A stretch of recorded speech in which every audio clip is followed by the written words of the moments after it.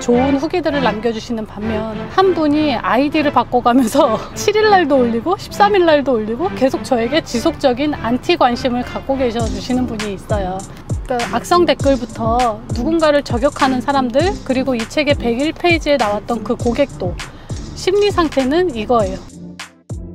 그래서 처음에는 1심에서 판사가 봐도 너 뭐하냐 협박하는 고객을 판사님이 봐도 말이 안 됐죠. 예전보다는 제가 느끼기에 최근 몇 년 동안 조금 더 공인중개사 입장에서 봐주는 시각으로 좀 많이 변화가 되고 있어요. 조금 더 공인중개사가 전문가라는 인식이 사회적으로 자리 잡히고 있다는 얘기죠. 10년 전만 해도 공인중개사는 되게 사기꾼이라는 인식이 컸어요. 하지만 요즘은 사기꾼이라는 것보다는 그래 저 사람들도 어느 정도의 전문가라는 인식이 좀 많이 잡혀 있죠. 근데 제가 이번에 이거 하면서 소송 들어갔을 때도 좀 그런 느낌을 받았어요. 그래서 일단 당장 지급하세요 하니까 이분이 패소를 한 거죠. 바로 항소를 했고 처음 소송 진행하고 1년 만이었나 그랬어요. 근데 1심 때는 되게 깔끔하고 와 진짜 무슨 사법연수생이야? 제가 있었던 곳 바로 앞에가 이제 사법연수원이었거든요. 그러다 보니까 사법연수원 다니시는 분들이 처음에는 이제 사법고시 패스했으니까 얼마나 멋있어요. 자부심과 그 우월감, 누가 봐도 멋있잖아요. 그러니까 되게 멋있게 정장을 딱 빼입고 가방을 메고 되게 자부심 넘치게 다니시거든요. 그러다가 이제 한 몇 개월 지나면 이제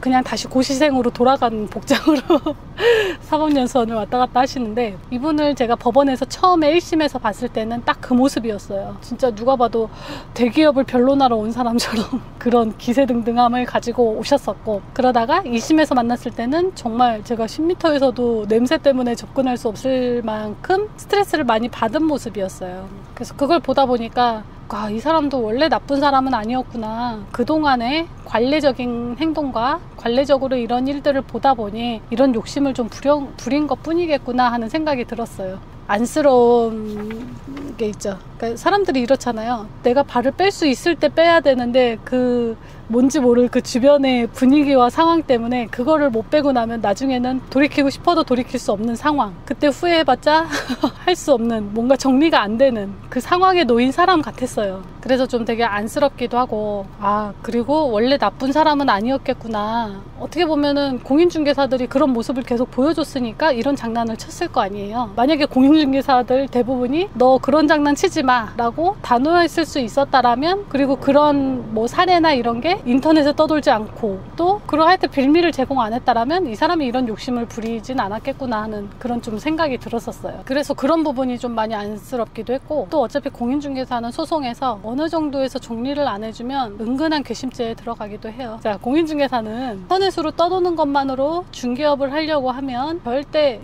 전문가로 인정받기도 쉽지 않고 돈을 벌기가 쉽지 않습니다라고 계속 말씀드리는 이유가, 사회적으로도 그렇고 법원에 가서도 그렇고 어느 정도에서는 가감산을 계산할 수 있을 정도가 돼야 계약도 끌어낼 수가 있고, 이런 소송이나 뭐가 진행됐을 때도 정리를 할 수 있는 방법이, 그런 능력이 항상 되는 거예요. 그런데 만약 내가 가감산을 하거나 어떤 좀 사회적으로 제가 그런 판단하는 기준이 없는 상태에서 중개업을 하면 고객은 고객에게 계속 끌려다니고, 또 큰 사건을 하거나 뭐 했을 때는 방패막이가 되고 되게 안 좋은 상황으로 휘둘리기 제일 좋은 직업이에요. 그래서 제가 공인중개사는 정말 전문가로 일을 해야 한다. 전문직이 되어야만, 그렇게 해야만 중개업으로서 좋은 결과를 이끌어낼 수 있다 라는 의미에서 제가 전문가로 일하라 라는 좀 강한 메시지를 담은 책을 만들어낸 거예요. 어떤 사람은 자, 제 책은 자존감을 키워라, 그리고 내가 일을 하는데 어떤 마인드를 가지고 일을 해야 한다 라는 두 가지의 관점에서 책을 썼어요. 그리고 처음에도 이런 얘기를 써놨죠.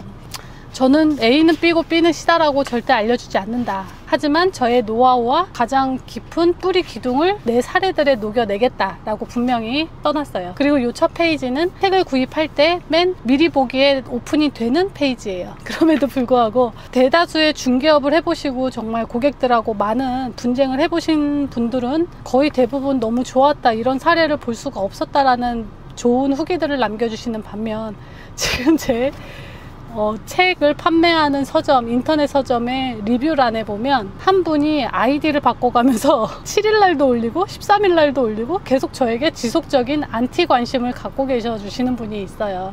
뭐 지읒 같은 책, 그리고 또 뭐는 뭐라고 했는데 끝에 명확한 답은 없다. 제가 명확한 답은 절대 안 준다라고 책 들어가면에 써놨는데도 불구하고 본인이 원하는 본인이 원하는 게 없다라고 그렇게 상대를 저격을 하고 있죠.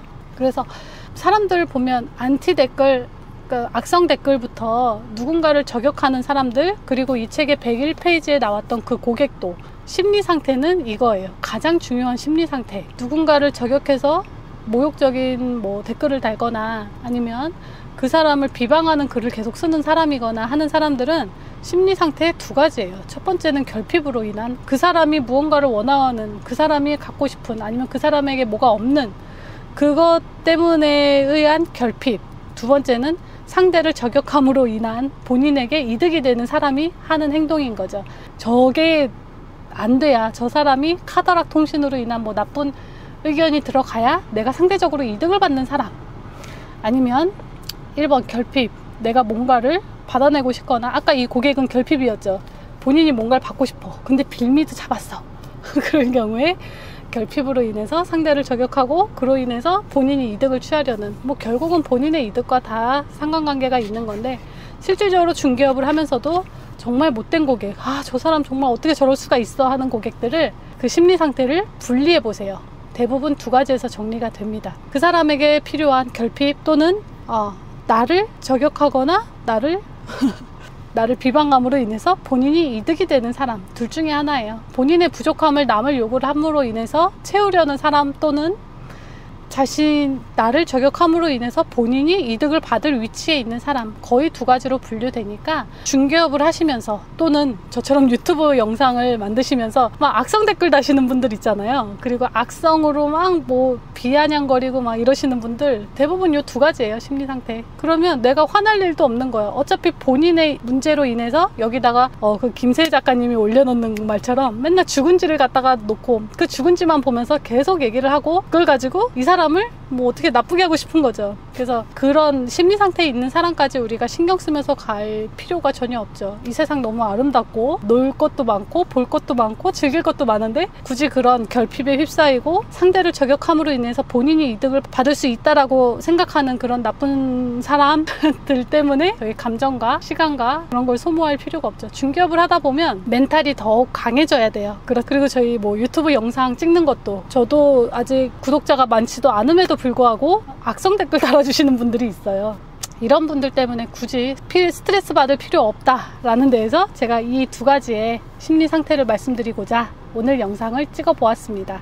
자, 101페이지에 있는 이 고객, 본인의 결핍, 본인이 원하는 것을 얻기 위해서 상대를 괴롭히고, 그로 인해서 본인이 이득을 얻고자 하는 이런 사람들에게 내가 굳이 합의를 해봤자, 협상을 해줘봤자 결과적으로 나는 좋지 않은 사람, 협박에 약한 사람, 공인중개사들이 다 그렇지 라는 인식만 남겨주고 나는 나대로 돈도 못 벌고, 뻔한 결과에서 제가 어쩔 수 없이 할 수밖에 없었던 소송이었죠. 네, 그리고 우리가 앞으로 만날 고객들, 장난치거나 괴롭히거나 또 유튜브를 하는데 비방 섞인 댓글을 달거나, 그리고 제가 아까 말씀드린 것처럼 제 책이 인터넷에 판매되는 그 책에 7일날 쓰고 3일날 계속 저에게 댓글을 악성으로 다시는 분들, 솔직히 나랑 안 맞으면 안 보면 그만인데 굳이 봐놓고 왜 이런 거 안 내놓냐 하시는 분들, 두 가지 중에 하나로 정리되는 거죠. 첫 번째 결핍, 두 번째 상대를 저격함으로 인해서 내가 이득을 받는 위치에 있는 사람. 자, 이렇게 두 가지로 정리를 하시면 아마 웬만한 거에 스트레스 안 받으실 거예요. 그래서 저는 멘탈을 좀 이런 식으로 정리를 하고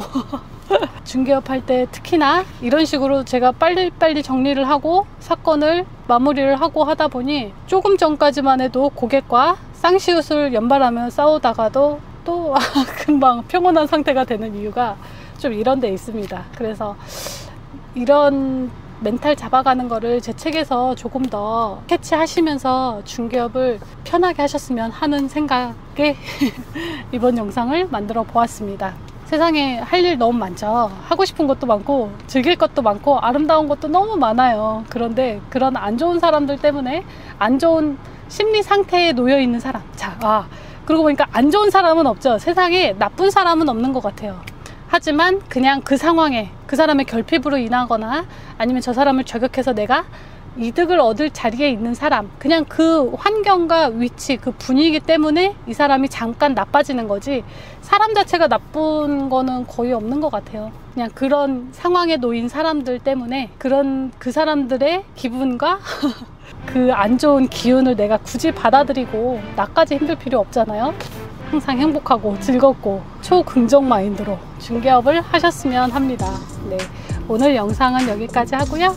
또 좋은 영상으로 찾아뵐게요. 감사합니다.